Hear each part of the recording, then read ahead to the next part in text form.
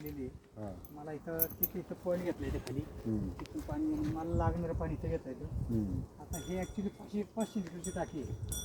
आता आमच्या पाळेकरांचा नियम काय आहे, तुम्ही 2 शेल्टर जर जीवामृत बनवायचं असेल ना तर त्याला 10 किलो शेण लागतं.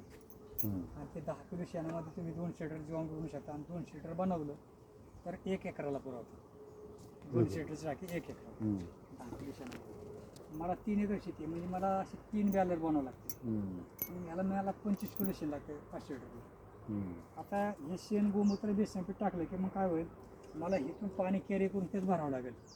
तिथून काय केलं, मॅन खर्च हवाला उघडला, पाणी ऑटोमॅटिक भरलं जातं मॅन पॉवरशिंग. आता मला जीवामृत तर मला आता शेतीला सोडायचं. तिथं काय केलं, तिथं आपण 10 किलो शेण टाकले की एवढं साठलं जातं. त्याच्यावर सगळी निवळी असते. निवळी आपण काय केले, 1, 2, 3 गाळण्या लावल्या. 3 गाळण्याने जीवामृत गाळलं जातं.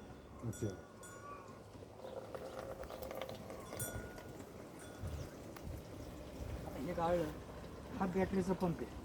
आता मला इथं 2 एकर शेतीला जर द्यायचं असेल तर आपण हा वाल उघडू शकतो की जीवामृत इकडे जाणार. आता 1 एकर शेती माझी पुढे केली काय? हां ठीक आहे. आणि आता 1 एकर शेती माझी निरगिला जवळचं झाड आहे बघा तिकडे. आता इथून माझे पाण्याच्या लाईन गेले, मग त्याला द्यायचं असेल तर हा वाल बंद करायचा, हा वाल उघडायचा. उघडला की आपण हा चालू करायचा. म्हणजे हे पाईपातून तिकडे जातं, मेन लाईन पडतं आणि एकदा पूर्ण आपण बोरवेल चालू केला की डायरेक्ट करून त्यात जाणार. आता मला ही एवढं स्पीड आहे, म्हणजे तुम्हाला फवारा घेऊन मारायची गरजच नाही, डायरेक्टच. आता एवढं स्पीड आहे, एवढं मी चालू केलं. मला प्रेशरने द्यायचं, एवढं वाढवलं ते म्हणजे इथं थांबायची गरज नाही. जेवढं येईल तेवढं आउट गेलं पाहिजे.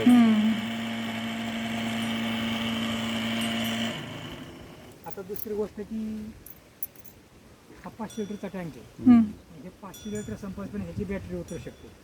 त्याला आपण इथे चार्जर बसवलेला. आता हे चार्जर इथं आपण पिन लावलेली आहे, इथं ऑटोमॅटिक चार्जिंग होतं. म्हणजे हे तुमचं 2000 लिटरची टाकी असते तरी याची बॅटरी उतरू शकत, कारण आपण इथं ऑन केलेलं आहे. आता इथं तिकडे गेलं आणि तिथं 2 एकर जायचं होतं की तिथून जातं जीवामृत. तिथं मला झाडाखाली फिल्टर आहे काळ्या कलर, त्या जीवामृत जातं वाहत्या पाण्यात डायरेक्ट होऊन प्रत्येक झाडांचा जातो. आता तुम्हाला ही केमिकल मिळतो का तुम्हाला? आठवडे बाजार मिळतो का? 100 रुपये किलो आहे, महाग असतं ते 500 रुपये.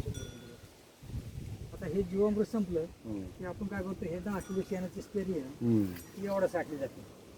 वरून डावळायचं, अशी मोठी बादली लावायची, हे वाल उघडला स्लरी हे बाहेर खाली पडते. आपण आता पाहिलं तुम्ही झाडाला टाकलेली स्लरी टाकायची. आता तिसरी गोष्ट आहे की युट्यूबला टाकली मी की आपण जे आता मला हे शेण टाकतो ते एवढं जागा स्टोअर होतं, घट्ट झालं ते हे बांबूच्या काठीने डावळायला लागायचं पहिलं आणि असं सुटत नव्हतं. त्याला मी काय केलं, घरच्या घरी त्याच्या आतमध्ये आपण याला फॅन बनवलं आहे. फॅन काय केलं आहे की इथे एक 4x4 पातं बनवले, इथे एक 4x4चं पातं, आणि ह्याला इथे बेरिंग लावलेली आहे आपण नट वॉल्टर. त्याला कशाच पातं लावलंय मग तुम्ही? ह्याच पाईपाचं 2 पाईपात जोडले ते एकमेकांना. म्हणजे ह्याला पाईप कट केला, थोडा गरम केला, तो असं उघडला, काढून टाका. हे ह्यात ऑटोमॅटिक पाणी भरलं जातं आणि ह्याला बेरिंग आहे, त्यामुळे हे तुमचं बघा एका बोटानं तरी म्हणजे काठी घालायची गरजच नाही. झाले की फिरवत राहील. आता टाकल्यानंतर ढवळायला लागतंय ना 1-2 दिवसात, एकदा दोनदा. गॅस निघून जाण्यासाठी आपण ह्याला होल पाडलेला.